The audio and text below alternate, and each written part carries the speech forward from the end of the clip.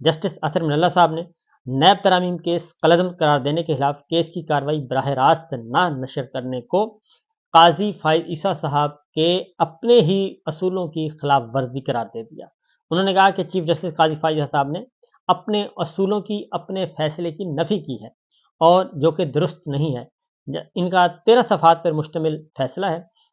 Note ہے، اور اس میں انہوں نے لکھا ہے کہ سپریم کورٹ کی براہ راست نشریات تک رسائی نہ دینے کی کوئی ٹھوس وجہ موجود نہیں ہے، اور اس سے جسٹس قاضی فائز عیسیٰ کیس میں طے کیے گئے اصولوں کی خلاف ورزی کی گئی ہے، یعنی سپریم کورٹ کے اصولوں کی خلاف ورزی کی گئی ہے اور سپریم کورٹ کے فیصلوں کی منافی جسٹس قاضی فائز عیسیٰ صاحب کا یہ اقدام ہے۔ انہوں نے لکھا ہے کہ نیب ترامیم کیس کی سماعت پہلے براہ راست نشر ہو چکی ہے اور یہ پائلٹ پروجیکٹ کی کامیابی کے بعد 184(3) کے مقدمات، یعنی کہ جو براہ راست سپریم کورٹ سنتی ہے 184(3) کے مقدمات، اس میں یہ براہ راست نشر ہو رہے تھے۔ لیکن انہوں نے کہا کہ جسٹس من اللہ صاحب نے کہا کہ حیرانی کی بات ہے کہ ایک اور سابق وزیر اعظم کے خلاف متعدد ٹرائلز چلائے جا رہے ہیں جن میں سے کچھ میں انہیں سزا ہو چکی ہے۔ انہوں نے کہا کہ عمران خان عام قیدی نہیں، ان کے لاکھوں پیروکار ہیں، وہ ایک لیڈر ہیں، رہنما ہیں، سابق وزیر اعظم ہیں، اور حالیہ عام انتخابات کے نتائج اس بات کا ثبوت ہیں۔ ایس او پیز کا نہ ہونا کیس براہ راست نشر کرنے میں رکاوٹ نہیں ہے۔ جو جسٹس قاضی فائز صاحب نے وجہ بتائی تھی کہ ایس او پی تیار نہیں، انہوں نے کہا یہ کوئی وجہ نہیں ہے کہ اس میں خلل ڈالا جائے، اور اس کی کوئی ٹھوس وجہ نہیں اور نہ ہی غیر معمولی حالات ہیں، اس لیے اس کیس کی کارروائی براہ راست نشر نہ کرنے کی درخواست منظور کی جاتی ہے اور بنیادی حقوق کے تحفظ کے لیے براہ راست نشر کرنا ضروری ہے۔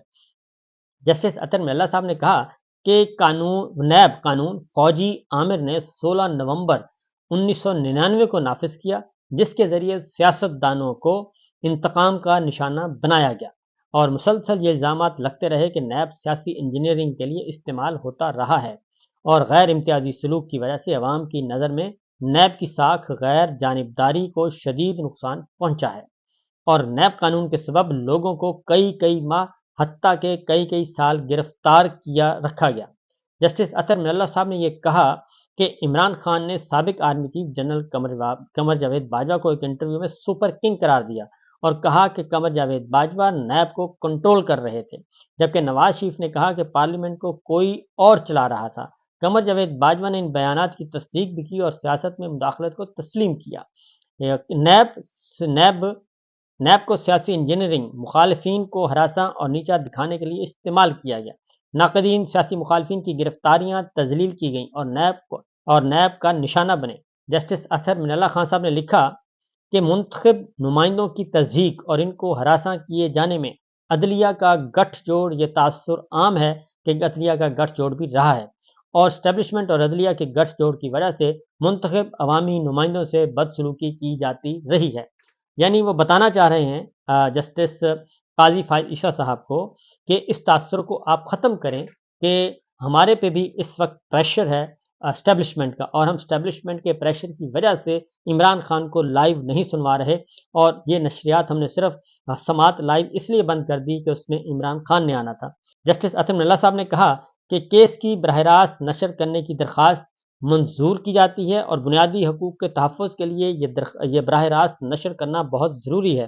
نیب ترامیم کیس کی 31 اکتوبر 2023 اور رواں سال 14 مئی کی سماعت براہ راست نشر ہو چکی ہیں۔ انہوں نے کہا کہ اس سے پہلے جب براہ راست نشر ہو چکی ہیں اس کیس کی سماعتیں، تو پھر اب کیوں اس میں رکاوٹ ڈالی جا رہی ہے؟ عمران خان ملک کی سب سے بڑی جماعت کے سربراہ ہیں اور اس لیے انہیں لائیو دکھانا کسی قانون کی کوئی خلاف ورزی نہیں ہے۔ انہوں نے کہا کہ نیب کو سیاسی انجینئرنگ کے لیے استعمال کیا جاتا تھا اور اب بھی کیا جا رہا ہے، اور بنیادی حقوق کے تحفظ کے لیے براہ راست جو نشر کرنا ہے یہ بہت ضروری ہے، اور نیب ترامیم کیس کی پہلے بھی براہ راست نشریات ہو چکی ہیں۔ تو بانی عمران خان کی، یعنی کہ عمران خان کی پیشی کو لائیو دکھانا کسی قانون کی خلاف ورزی تصور نہیں ہوگا۔ اور اس کے ساتھ ساتھ جسٹس اطہر من اللہ نے کہا کہ ذوالفقار علی بھٹو کو جب پھانسی دی گئی تو وہ عام قیدی نہیں تھے، بے نظیر بھٹو اور نواز شریف کو بھی جیلوں میں ڈالا گیا اور وہ بھی عام قیدی نہیں تھے، اور سابق وزرائے اعظم کے خلاف نیب کا اختیار استعمال کیا جاتا ہے جو کہ غلط ہے۔ سابق وزرائے اعظم کو عوامی نمائندہ ہونے پر تذلیل کا نشانہ بنایا گیا اور ہراساں کیا گیا۔ عمران خان بھی اسی طریقے سے سابق وزیر اعظم ہیں اور اب ان کو نشانہ بنایا جا رہا ہے۔ حالیہ عام انتخابات اس بات کا ثبوت ہیں کہ پاکستان کے عوام عمران خان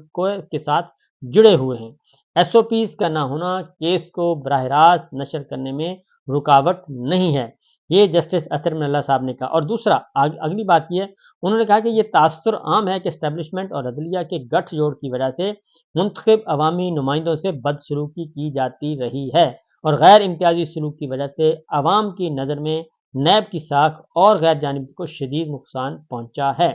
یہ ساری باتیں انہوں نے کی اور نیب قانون کے سبب انہوں نے کہا کہ پہلے بھی کہ کئی مہینے تک ان کو گرفتار کیا جاتا ہے، ٹرائل 30 دنوں میں مکمل ہوتا ہے، لیکن یہ کیس چلتے رہتے ہیں۔ نیب کی وجہ سے شاہد خاقان عباسی، نواز شریف، یوسف رضا گیلانی کی نہ صرف تذلیل کی گئی بلکہ ان کا وقار بھی مجروح کیا گیا۔ تو یہ سچویشن ہے جسٹس اطہر من اللہ صاحب کی۔ اور دوسری جانب جو توہین عدالت کا کیس اور خاص طور پہ جسٹس بابر ستار صاحب کے پہ جو الزام لگایا گیا تھا کہ وہ دوہری شہریت کے حامل ہیں، اس کے بارے میں بھی اٹارنی جنرل نے سٹیٹمنٹ دے دی ہے کہ ججز کی نمبر 1 یہ کہ ججز کی دوہری شہریت کی آئین میں ممانعت نہیں ہے۔ نمبر 1 آپ یہ بات کیوں کر رہے ہیں، چیف جسٹس نے اٹارنی جنرل سے پوچھا۔ انہوں نے کہا کہ ججز کی دوہری شہریت کی بات پریس کانفرنس میں کی گئی تھی اور الزام لگایا گیا تھا کہ ججز دوہری شہریت رکھتے ہیں، لیکن انہوں نے کہا کہ نمبر 1 یہ کہ ججز کی دوہری شہریت پر کوئی قدغن نہیں کہ وہ جج نہیں بن سکتے، نمبر 1۔ نمبر 2 انہوں نے کہا کہ جسٹس بابر ستار صاحب جو ہیں وہ دوہری شہریت کے حامل نہیں ہیں، بلکہ انہوں نے کہا کہ پارلیمنٹ میں بھی ججز کے کنڈکٹ کو زیر بحث نہیں لایا جا سکتا۔ یہ اٹارنی جنرل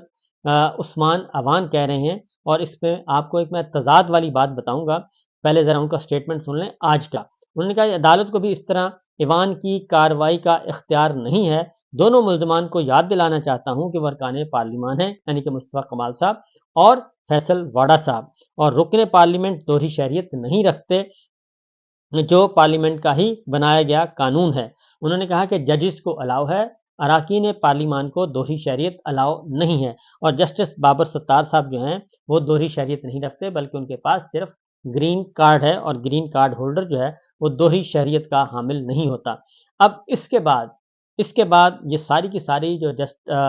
فیصل واڈا جو ہیں ان کا کیس بھی بہت زیادہ خراب ہو چکا ہے، اور اس کے بعد مصطفیٰ کمال صاحب کا بھی کیس کافی حد تک خراب ہو چکا ہے۔ اب ان کے پاس سوائے اس کے کہ وہ معافی مانگیں، معافی کے علاوہ کوئی اور چارہ کار نہیں، اور نہ صرف ان کو معافی مانگنی پڑے گی بلکہ معافی سے بھی آگے کی بات کچھ کرنی پڑے گی۔ جبکہ دوسری جانب حالات و واقعات کافی بکھلائے ہوئے ہیں، اور خاص طور پہ جو عمران خان صاحب کے مخالفین ہیں وہ بہت زیادہ بکھرا چکے ہیں اور سچویشن ان کے کنٹرول میں نہیں آ رہی، اور اس کی وجہ یہ ہے کہ اب شور و غوغا کیا جا رہا ہے۔ اب مسلم لیگ نواز یہ الزام لگا رہی ہے کہ جناب پاکستان تحریک انصاف جو ہے وہ فوج کو سیاست میں ملوث کر رہی ہے۔ اب اندازہ آپ خود لگا لیں کہ سیاست میں فوج کو کس نے ملوث کیا، جو اس وقت کی سچویشن ہے،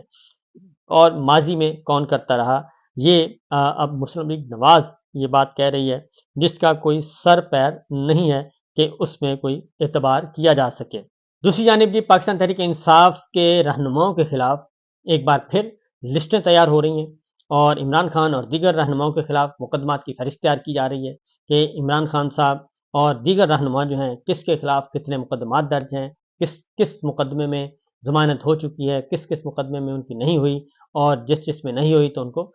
گرفتار کیا جائے یا ان کے خلاف کارروائی کی جائے۔ اور یہ سب کچھ اس لیے کیا گیا ہے کہ سائفر کیس کا فیصلہ آ چکا ہے، باقی کیسز کے فیصلے آنے ہیں۔ پاکستان تحریک انصاف اور عمران خان صاحب جو ہیں وہ اگلے مرحلے میں جانا چاہ رہے ہیں اور ایک احتجاج کی تیاری کر رہے ہیں، اور یہ احتجاج ہوگا اور بھرپور ہوگا، یہ لانگ مارچ ہوگا یا دھرنا ہوگا، اس کے بارے میں تو ابھی کچھ نہیں کہہ سکتے، لیکن تیاریاں ضرور کی جا رہی ہیں، زور شور سے کی جا رہی ہیں۔